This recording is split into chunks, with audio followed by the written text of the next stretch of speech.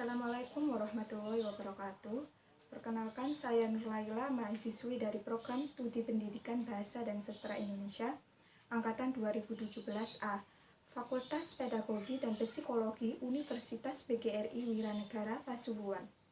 Di sini saya akan membahas topik mengenai strategi pendidikan karakter dalam pembelajaran daring di masa pandemi COVID-19. Seperti yang sudah kita ketahui bersama, virus corona ini sudah masuk ke Indonesia sejak pertengahan Maret 2020. Pada awal masuk virus corona masuk ke Indonesia, pemerintah dengan sigap langsung menganjurkan kepada seluruh masyarakat Indonesia untuk menerapkan social distancing, yang dimana PSBB ini mengharuskan masyarakat meminimalisir atau mengurangi kegiatan yang ada di luar rumah, baik pekerjaan maupun pendidikan di sekolah. Pendidikan karakter merupakan upaya mewujudkan generasi bangsa yang pandai serta baik ataupun mempunyai akhlak mulia serta kepribadian Indonesia. Keberhasilan pembelajaran karakter mengisyaratkan pendidikan tidak serta-merta dilihat dari perspektif ranah kognitif saja, melainkan gimana penyeimbangan ranah kognitif, afektif, serta psikomotor yang muaranya merupakan mewujudkan manusia seutuhnya. Keadaan pandemi COVID-19 saat ini jadi tantangan untuk dunia pembelajaran eksklusifnya pembelajaran resmi dalam upaya pembelajaran karakteristik bangsa. Pembelajaran dominan tidak dilakukan dengan tatap muka, sehingga jadi tatakan guru ataupun dosen dalam proses pembelajaran karakter tersebut. Menurut Selfie 2010 menerangkan jika pembelajaran daring kerap dituntut buat lebih termotivasi sebab area belajar umumnya tergantung pada motivasi serta ciri terkait dari rasa ingin tahu serta pengaturan diri buat mengaitkan pada proses pendidikan. Hakikatnya, teknologi itu sendiri dipandang oleh sebagian orang sebagai motivasi yang inheren, sebab membagikan beberapa mutu yang diakui penting dalam meningkatkan motivasi intrinsik, yakni tantangan, keingintahuan, kebaruan, serta fantasi. Media daring dirasa sangat efisien sebagai langkah pemecahan buat mencegah penyebaran COVID-19 di area pembelajaran. Tenaga pendidik bisa membagikan soal serta modul yang nantinya dikirim lewat ponsel ataupun laptop peserta didik ataupun orang tua. Setelah itu, peserta didik tinggal mengerjakan tugas dari guru ataupun dosen.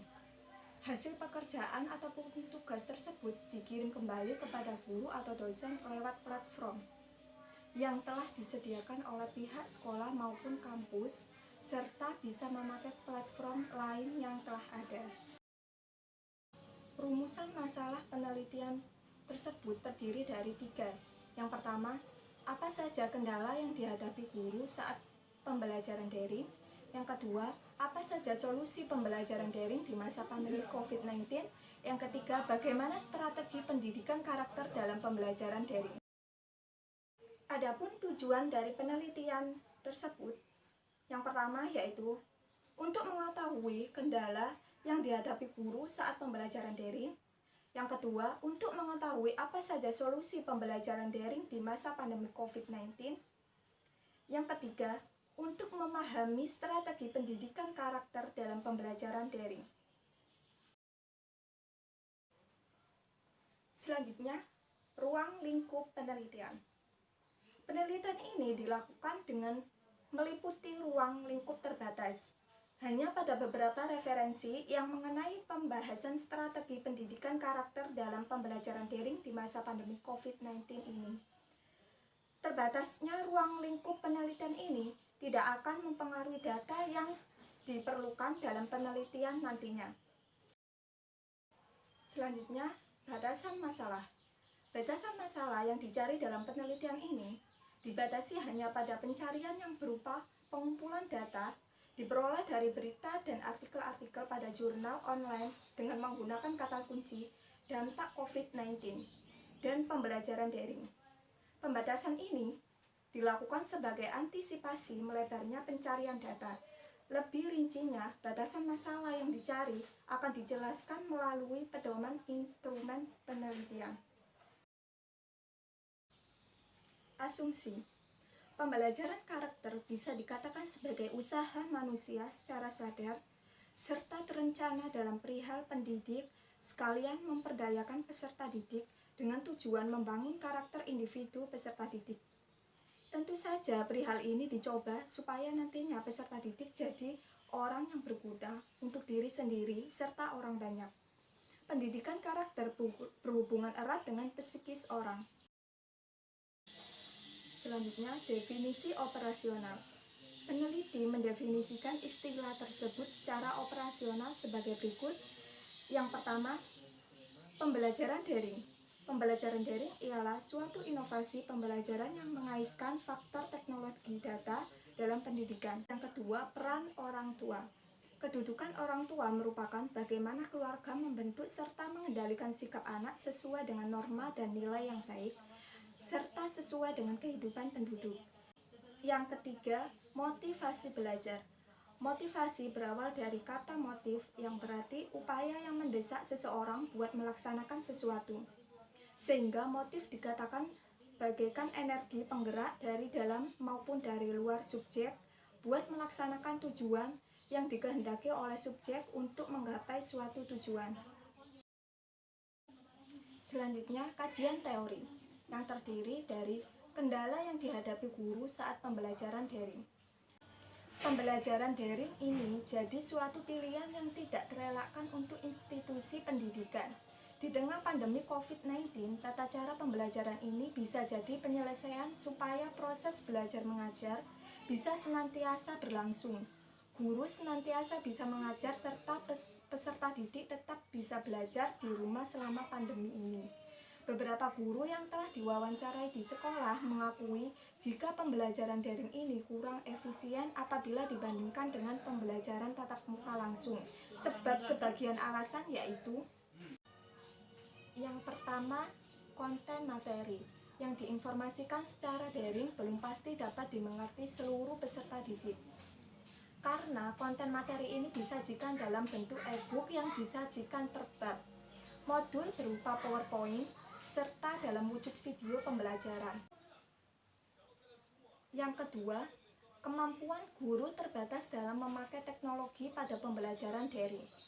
Tidak seluruh guru sanggup mengoperasikan komputer atau gadget untuk menunjukkan aktivitas pembelajaran, baik dalam tatap muka langsung terlebih lagi dalam pembelajaran daring. Yang ketiga, keterbatasan guru dalam melaksanakan kontrol di saat berlangsungnya pembelajaran daring.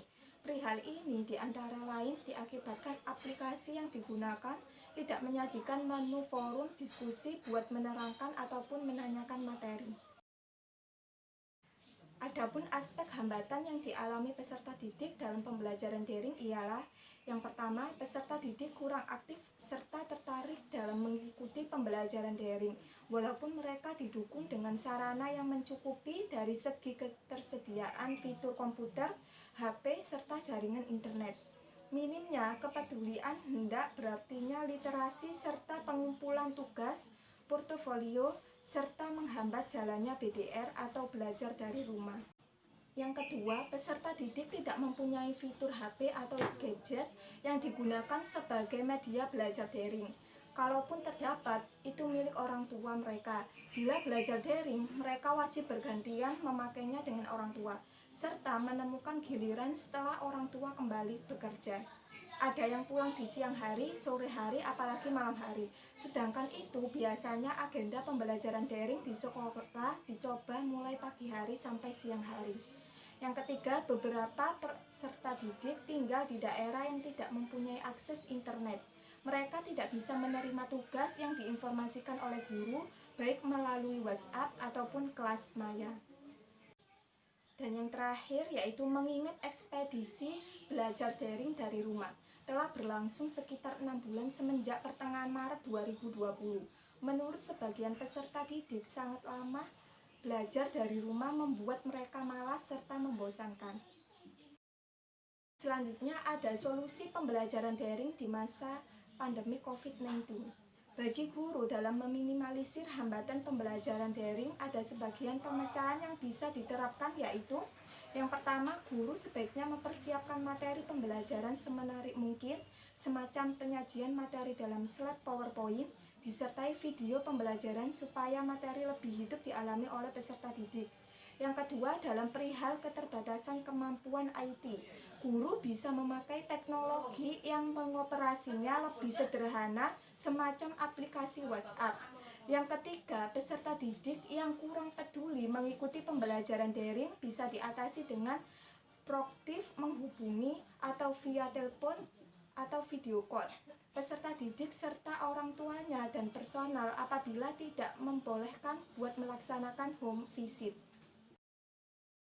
Adapun prinsipnya pembelajaran daring atau pembelajaran jarak jauh di masa pandemi COVID-19 dan masa kebiasaan baru diperlihatkan hal-hal berikut. Yang pertama, tidak membahayakan, sebagaimana guru di seluruh dunia yang mencoba untuk mengurangi kemungkinan kerugian dalam belajar karena gangguan sekolah. Yang kedua, realistis. Guru hendaknya memiliki ekspektasi yang realistis mengenai apa yang dapat dicapai dengan pembelajaran jarak jauh dan menggunakan penilaian profesional untuk menilai konsekuensi dari rencana pembelajaran tersebut. Yang ketiga, tidak membebani peserta didik dengan tugas-tugas yang memberatkan. Yang keempat, memberikan pengalaman belajar yang bermakna dengan menerapkan strategi dan metode pembelajaran yang sesuai dengan kondisi dan materi. Dan yang terakhir, pembelajaran bagi peserta didik baru mengikuti kebijakan satuan pendidikan. Selanjutnya ada strategi pendidikan karakter dalam pembelajaran daring. Yang pertama, pendidikan karakter bangsa. Pendidikan karakter adalah suatu hal yang mutlak harus dilaksanakan karena pada dasarnya semua guru sebagai pendidik memiliki tujuan yang sama dalam membentuk karakter bangsa. Dan yang kedua, konsep pembelajaran daring. Berdasarkan KB 4 Menteri, Sekretaris Jenderal Kementerian Pendidikan dan Kebudayaan mengeluarkan surat edaran nomor 15 tahun 2020 tentang pedoman penyelenggaraan belajar dari rumah dalam masa darurat penyebaran coronavirus atau COVID-19 yang tujuannya adalah memastikan pemenuhan hak anak untuk mendapatkan layanan pendidikan selama darurat COVID-19 dan mencegah serta melindungi warga satuan pendidikan dari dampak COVID-19 tersebut. Yang ketiga, ada strategi pendidikan karakter dengan multiple intelligence berbasis portofolio. Strategi pendidikan karakter berbicara mengenai keseluruhan perencanaan, cara dalam implementasi pendidikan karakter bangsa. Keberhasilan pendidikan karakter dievaluasi dengan mengakomodir ketercapaian ketiga komponen karakter. Dengan strategi ini memberikan pandangan bahwa semua peserta didik memiliki potensi yang dapat dikembangkan dan bisa berprestasi apabila diarahkan dan dilatih dengan baik. Portofolio digunakan untuk pelaporan hasil belajar peserta didik selama satu kompetensi dasar yang telah dilewati sebagai bahan evaluasi.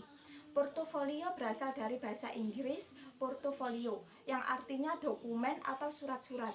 Pada pembelajaran menggunakan portofolio, siswa diharapkan secara aktif mengembangkan potensi dirinya dengan merekonstruksi berbagai pengetahuan termasuk menanamkan dan mengembang nilai-nilai karakter di masyarakat dengan penuh tanggung jawab dalam melaksanakan proses pembelajaran.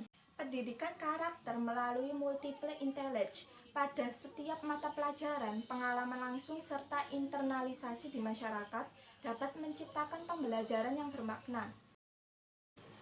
Selanjutnya, penelitian terdahulu. Sebagai penelitian yang dilakukan dengan mengacu pada topik yang pernah diteliti, berikut beberapa penelitian terdahulu yang peneliti gunakan sebagai acuan untuk melakukan penelitian tersebut. Terdapat perbedaan antara penelitian yang peneliti lakukan dengan penelitian terdahulu tersebut. Perbedaan terdapat pada pendekatan yang digunakan dalam menganalisis data yang terkumpul untuk menemukan bahwa adanya karakter pembelajaran daring atau belajar di rumah di masa pandemi COVID-19. Selanjutnya, metode penelitian.